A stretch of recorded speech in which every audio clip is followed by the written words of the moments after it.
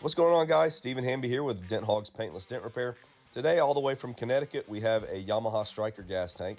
It's got some dents on the top and on the side, and as you can tell, we're spraying an oily temporary residue on there to give it a good reflection in our PDR light. This tank is matte silver, so it does not have a high gloss sheen to it, so it's necessary to do this step so that we can actually see the damage while we're trying to repair it.